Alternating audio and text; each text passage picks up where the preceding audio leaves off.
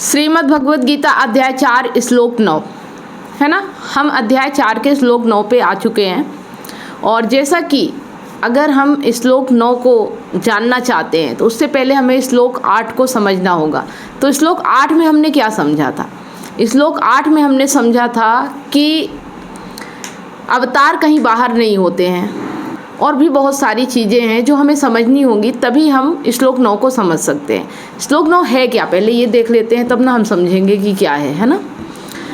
तो श्लोक 9 में कहते हैं, अर्जुन मेरे इस प्रकार दिव्य जन्म और कर्म को जो यथार्थ रूप से जानते हैं, माने ठीक ठीक समझ गए कि मैं कौन हूँ और मैं क्या करता हूँ, जो लोग ये बात ठीक से समझ गए वे देह छोड़कर बार बार जन्म नहीं लेते, वो तो मुझे ही प्राप्त कर लेते हैं। ठीक है, अब जो ये बात कही गई है, तो दिव्य जन्म कर्म क्या है कि अगर हम समझ गए तो फिर हम इस जन्म मृत्यु के चक्कर से बाहर हो जाते हैं, है ना, मुक्त हो जाते हैं। तो श्लोक 8 में हमने क्या सीखा था कि कोई देह विशिष्ट नहीं होती। ठीक है, मतलब कहीं भी कृष्ण अलग से अवतार नहीं लेते हैं, वो हमारे ही भीतर होते हैं। ठीक है, कोई सहारा बाहर से नहीं आता है। किसी विशेष व्यक्ति के जन्म की उम्मीद त्याग दो। ठीक है, कृष्णत्व न प्रकृति संयोग है न दैवी अनुकंपा। कृष्णत्व प्रत्येक मनुष्य की चेतना का चुनाव है। ध्यान से समझना, अभी एक सवाल भी आएगा, उसे करना पड़ेगा। ठीक है, जन्म से कोई विशिष्ट नहीं होता। विशिष्टता माने कृष्णत्व का मूल चुकाकर चुनाव होता है।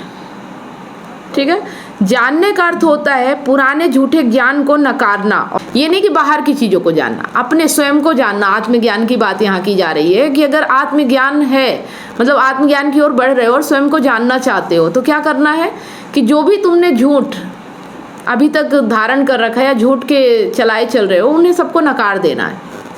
नकार देना ही ज्ञान कहलाता है। ठीक है, मतलब अपनी पुरानी धारणाओं को खत्म कर देना।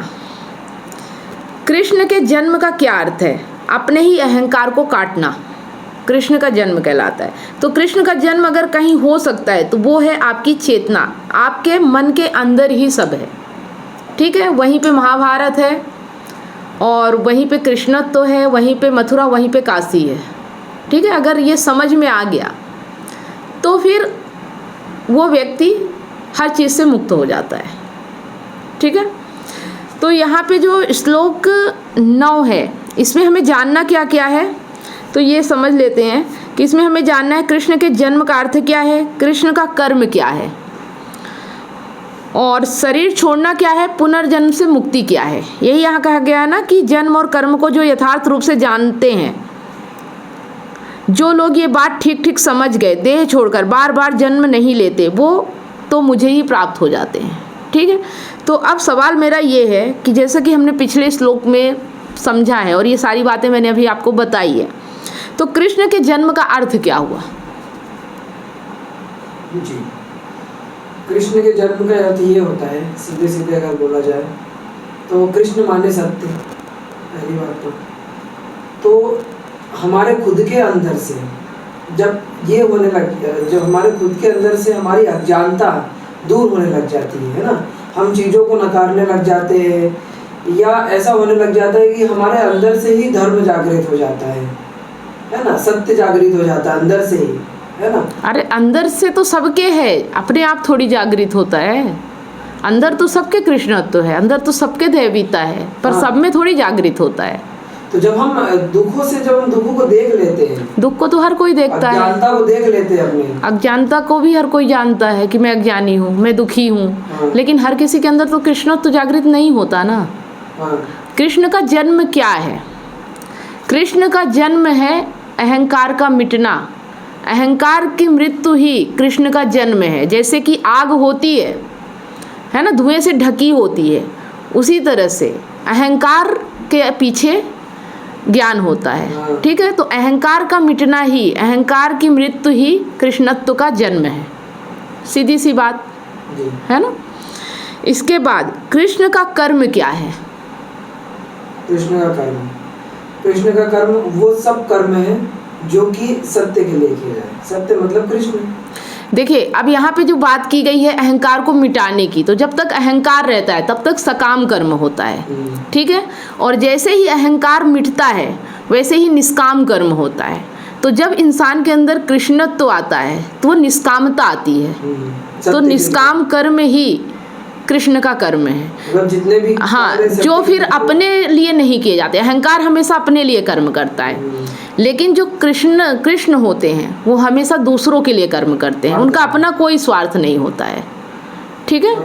परमार्थ मतलब उसी को निष्काम कर्म कहते हैं। फिर यहाँ आ गया जानना क्या है। जानना क्या है मतलब? जानना क्या है, इसमें जानना क्या है?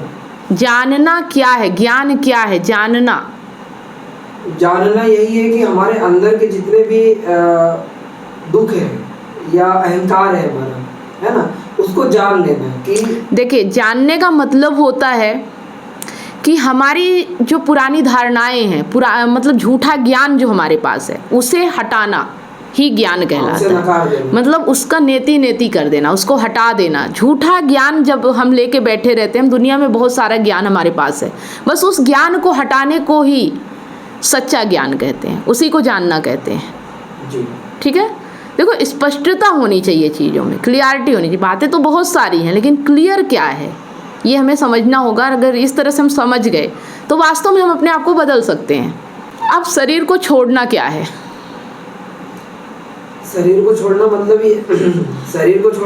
ये बात है, जो शरीर दिखता है उसको छोड़ने से उसका मतलब नहीं है।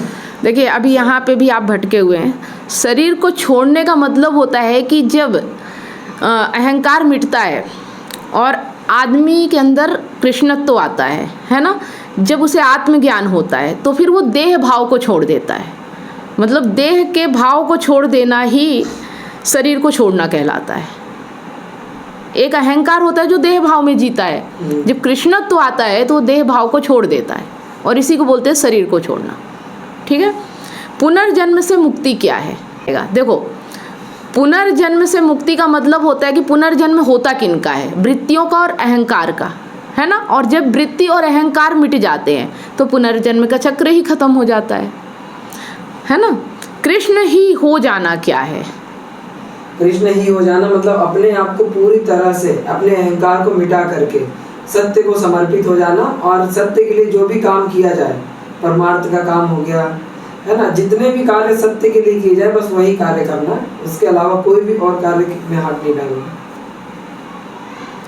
देखिए कृष्ण ही हो जाना का मतलब ये है कि जब अहंकार मिटता है, आपके अंदर कृष्णत्व तो आता है, जब आपको आत्मज्ञान होता है तो आत्मा का परमात्मा में मिलन हो जाता है, और वही फिर आपके अंदर मतलब आप ही कृष्ण हो जाते हैं। कृष्ण ही हो जाने का मतलब है कि जब आपको आत्मज्ञान हो जाता है, जब आप अपने सच को जान जाते हो, ठीक है, तो वही कहलाता है कृष्ण हो जाना, कृष्णत्व का उदय हो जाना। तो बहुत सारी चीज़ें हमने इस श्लोक के बारे में समझ लिए। चलिए कुछ उदाहरण समझते हैं। एक उदाहरण मैं दूंगी, बाकी उदाहरण आप देंगे, ठीक है। सबसे पहला उदाहरण ये है कि अगर हम ये समझते हैं कि कहीं अवतार बाहर है, ठीक है, तो हम क्या करते हैं, बाहर पूजा पाठ करते हैं, बाहर से किसी को पुकारते हैं हमारी मदद के लिए, ठीक है। और ऐसा ही हमारे समाज में होता आ रहा है। मूवियाँ भी जो बनती है तो कैसे बनती हैं? जो मूवी बनती है वो इस तरह से बनती है कि एक हीरो होता है और वो 100-200 हज़ारों करोड़ों लोग होते हैं उनको बचाने आएगा। मतलब हज़ारों करोड़ों लोग क्या करते हैं, वो सिर्फ उस व्यक्ति का, एक हीरो का इंतज़ार करते हैं। ये धारणाएं कहाँ से आ रही हैं? ये गीता के श्लोक का गलत अर्थ कर देने से ही आ रहा है। जो श्लोक 8 है ना, कि साधु नाम मतलब साधु की रक्षा के लिए भगवान को आना पड़ेगा, दुष्टों के विनाश के लिए भगवान अवतार लेंगे, और ये इन्हीं सब चीज़ों का गलत अर्थ कर देने से हमारा पूरा जीवन ही गलत हो गया है। मतलब हम इंतज़ार करते हैं कि कोई और आएगा, बाहर से आएगा, और ऐसा ही मतलब हमने समाज भी बना लिया है ना। तो जैसे मैंने अभी यहाँ पे उदाहरण दिया है कि एक हीरो आता है सबको बचाता है, वैसे ही समाज में और कौन कौन से काम हो रहे हैं जहाँ पे कि किसी और पे डिपेंड हुआ जा रहा है, जहाँ पे किसी और की उम्मीद की जा रही है, जहाँ खुद कर्म नहीं किया जा रहा है। ऐसे बहुत से काम हो रहे हैं। क्या आप बता सकते हैं कि समाज कैसे दूसरों पे डिपेंड है? जी, आज के टाइम पर जो मेरे हिसाब से जो सबसे प्रचलित काम है वो एस्ट्रोलॉजी, जो एक होता है हस्तरेखा या ऐसे वो क्या बोलते हैं, हमारे गुणों के द्वारा या हमारे हाथों को देखकर या हमारे नाम के द्वारा सारे ग्रह को मिला करके और जो बताया जाता है, उन्हें कुंडली बताया जाता है, उन्हें आगे का भविष्य बताया जाता है, तो लोग इस पर पूरी तरह से निर्भर है। मतलब इसी को समझ लेते हैं, इनसे पूछ लेते हैं कि मेरे जीवन में दुख क्या और ये कब खत्म होंगे, बस यही जानना चाहते हैं। मतलब कर्म नहीं करना चाहते लोग, पूरा तरीके डिपेंड है कि ये बता देंगे वैसे वैसे ही मेरी ज़िंदगी में होगा, मतलब इनके कहने से मेरी ज़िंदगी चलेगी, मेरी ज़िंदगी कंट्रोल इनके हाथ में है, ये जो बताएंगे ग्रहों के हिसाब से वही मेरी ज़िंदगी में होगा, मेरे कर्म करने से तो कुछ नहीं होगा, फिर ऐसे डिपेंड है लोग। ठीक है, एक उदाहरण तो ये हो गया। एक उदाहरण ये हो जाता है कि जैसे हम अपना घर साफ कर लेते हैं, है ना, लेकिन बाहर के लिए हम सोचते हैं कोई और आएगा सफाई करने। और भी कई उदाहरण है कि जैसे अगर हम रोड पे चल रहे हैं, यातायात के नियमों का पालन करना है, तो जहाँ हम देखते हैं कि ट्रैफिक हवलदार नहीं है, वहाँ हमारी जिम्मेदारी नहीं है। मतलब ट्रैफिक हवलदार है तो हम नियम का पालन करेंगे, नहीं तो नहीं करेंगे। मतलब हर चीज़ को हमने क्या कह लिया है कि हम कुछ नहीं कर सकते, कोई और आएगा करने के लिए, कोई दूसरा है जो करेगा, हमारी तो जिम्मेदारी नहीं है। कहने का मतलब ये है कि जब हम ऐसा कर देते हैं ना कि कोई और करेगा, तो रिस्पॉन्सिबिलिटी हमारी ख़त्म हो जाती है। मतलब हम खुद जिम्मेदारी लेने से बच जाते हैं। तो ये तो एक तरह से हम बच जाते हैं, लेकिन हम अपने दुखों से मुक्ति नहीं पा सकते, क्योंकि जब तक हम रिस्पॉन्सिबिलिटी नहीं लेंगे खुद की, तब तक हमारे जीवन का दुख भी नहीं खत्म होगा, है ना। जब तक हम ये समझेंगे कि कोई बाहर से आके हमारी मदद करेगा, तब तक हम ऐसे ही परेशान रहेंगे, ऐसे ही बंधन में रहेंगे। जब तक हमें वास्तव में गीता का सही अर्थ नहीं समझ में आएगा कि हमारे अलावा कोई और है ही नहीं, हमारे जीवन की जो बागडोर है ना, जो सूत्रधार है ना, वो सिर्फ हम हैं और इसके अलावा कुछ नहीं है। कृष्णत्व के लिए कोई देह नहीं चाहिए कि कृष्ण कहीं बाहर से आएंगे, किसी अवतार में आएंगे, कोई नया देह धारण करके आएंगे, है ना। कृष्ण तो है, और हमने जो ओढ़ रखा है अहंकार का चोला, बस इसे हटाना है। इसी तरह से देखा जाए कि अगर हम जीवन में जीते हैं, है ना, तो वहाँ पे सच तो होता है ना, लेकिन हमने झूठ का आवरण चढ़ा रखा होता है। कैसे? मान लीजिए आपने कोई काम किया, वो जो काम हो रहा है वो सच है, ठीक है, जो काम आपने किया, जो घटना आपके साथ घटी है, जो भी हुआ आपके साथ, वो सच है, लेकिन फिर हम उस पर झूठ का आवरण चढ़ा देते हैं। हम उसे छुपाने के लिए कई तरीके के झूठ बोलते हैं। अक्सर ज़्यादातर आदमी यही करता है। मतलब उसके साथ जो घटना घटती है, जो सच है, उसे वो एग्जैक्ट लोगों के सामने नहीं लाता। क्यों नहीं लाता? समाज की परवाह, लोग क्या कहेंगे, हमारा नुकसान ना हो जाए, लालच, डर, ये सब चीज़ें जो होती है ना, ये हमारी वृत्तियाँ हैं, है ना। और ये वृत्तियाँ जब हावी होती हैं तो सच छुप जाता है ना। सच तो होता है, क्योंकि शुरुआत तो सच से ही होती है ना, सच के अलावा कुछ नहीं होता है। मतलब ज़िंदगी की शुरुआत जहाँ से भी होगा, सच से ही होगा, है ना। जो भी कुछ होगा तो वो हो रहा है, वो घटना घट रही, वही तथ्य है, लेकिन हम उसे छुपा देते हैं, हम लोगों को कुछ और बता देते हैं। हम अपनी ज़िंदगी के लालच और डर में मतलब लालच, डर, जो भी हमारे अंदर वृत्तियाँ हैं, वो हमारे ऊपर हावी हो जाती हैं और वो हमें इतना डरा देती हैं कि हम उस पर झूठ का आवरण चढ़ा देते हैं। तो कहने का मतलब ये है कि सच तो शाश्वत सत्य है, वो है ही, कृष्ण तो है ही। ये जो अहंकार उस पर आवरण बना लेता है ना कि मैं ही सब कुछ हूँ, मैं ही सच हूँ, ऐसे ही झूठ सच के ऊपर आवरण बना लेता है कि मैं ही सच हूँ, और इसी को हटाने को सच कहते हैं, है ना। तो हमारी ज़िंदगी ऐसे ही है। अगर हम ये चीज़ें समझ जाते हैं और जो तथ्य है, हम अगर तथ्यों पे जीते हैं तो हमारी ज़िंदगी आसान है। और अगर हम मान्यताओं पे जीते हैं, धारणाओं पे जीते हैं, सामाजिकता पे जीते हैं, तो हमारी ज़िंदगी दुर्भर है, ठीक है। तो यही चीज़ें आज कृष्ण समझा रहे हैं।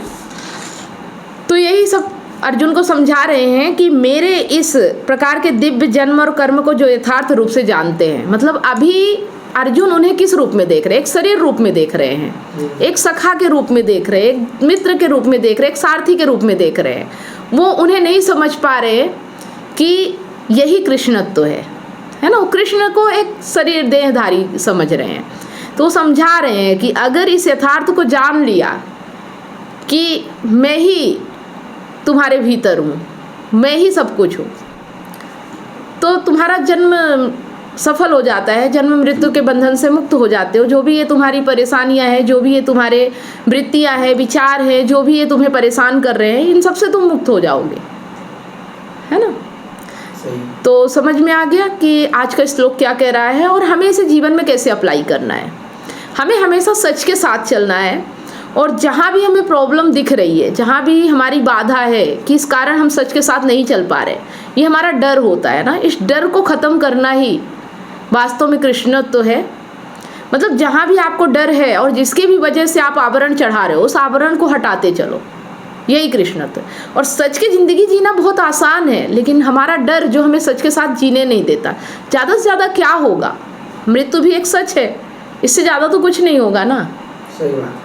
तो हम किस चीज़ से डरते हैं, हमारे अंदर ऐसी क्या पाने की लालच होती है, ऐसी कौन सी सत्ता हासिल करने की लालच होती है कि हम झूठ का पायदान बनाते हैं, सच के ऊपर हम झूठ का आवरण चढ़ाते हैं। लेकिन ये भी सत्य है कि एक दिन अहंकार को मिटना है। आप कितना भी झूठ का आवरण चढ़ा लो, सच सामने आके ही रहेगा। धुआं एक दिन हटेगा ही, आग तो जल रही है, धुआं हटेगा। आप धुआं को ज़्यादा देर नहीं रख सकते हो, वैसे ही झूठ की ज़िंदगी आप ज़्यादा दिन नहीं जी सकते हो। और यही हमारी विडंबना है कि हम सोचते हैं कि हम चाहे जो कर ले, हमारे साथ कुछ नहीं होगा, वो तो कोई बाहर वाला आएगा, वो करेगा हमारा कुछ नुकसान, है ना। नुकसान आपकी सोच, आपके विचार, आपकी वृत्तियों से तुरंत आपको होता है, कोई और नहीं करने आता आपका नुकसान। और जैसा कि पिछले श्लोक में हमने जाना कि जब बुराई आपके अंदर हावी होती है ना, तो आपका नुकसान उसी पल होता है, आप उसी समय मुर्दे समान हो जाते हैं। आपका जीवित वही है जिसके अंदर चेतना है। जिसकी चेतना मर गई है, जो कृष्णत्व से दूर है, वो जीवित ही नहीं है ना। तो आप कौन सी जिंदगी चाहते हो, कृष्णत्व से दूर हो के आप कौन सी जिंदगी चाहते हो, है ना। सच से दूर हो के आप कौन सी जिंदगी बना लोगे। जैसे दुर्योधन सच से दूर था, कृष्ण से दूर था, कौन सा राज्य पा लिया उसने, पूरा प्रयास, पूरी जिंदगी लगा दी उसने, है ना। झूठा अभिमान, झूठी चीज, दूसरों का सत्ता हड़पना, समझ रहे हो। मतलब पूरी जिंदगी लगा दी, फिर भी क्या हासिल हुआ। ऐसे ही अहंकार पूरी जिंदगी लगा देता है अपने आप को बनाए रखने के लिए, लेकिन मिटना तो है ही, क्योंकि वो है ही नहीं, झूठ है। और झूठ का क्या अस्तित्व है, आ रहा समझ में। तो मुझे लगता है कि इस तरीके से गीता हमारे जीवन में बहुत अच्छे से उतरेगी और हमें समझ में भी आएगा कि वास्तव में गीता हमें कैसे समझना है ना। तो कृष्णत्व तो आपके बाहर नहीं है, आपके अंदर ही उनका जन्म होता है। और जन्म क्या होता है, वो तो है ही, अहंकार के मिटना ही कृष्णत्व का जन्म लेना है। तो जो इस रहस्य को समझ जाता है, वही व्यक्ति जन्म और मरण के चक्र से मुक्ति पा जाता है। ठीक है। तो उम्मीद करती हूँ आप लोगों को जो आज का हमारा श्लोक है ये काफ़ी पसंद आया होगा, काफ़ी ज्ञानवर्धक भी रहा होगा, और इसे अपने जीवन में ज़रूर अप्लाई करेंगे। अगर कोई सवाल है तो आप कमेंट के माध्यम से पूछ सकते हैं। वीडियो अगर अच्छा लगा तो लाइक करें, ज़्यादा से ज़्यादा इसे शेयर जरूर करें। मिलते हैं नेक्स्ट वीडियो में, तब तक आप सभी लोगों को वीडियो अंत तक देखने के लिए बहुत बहुत धन्यवाद।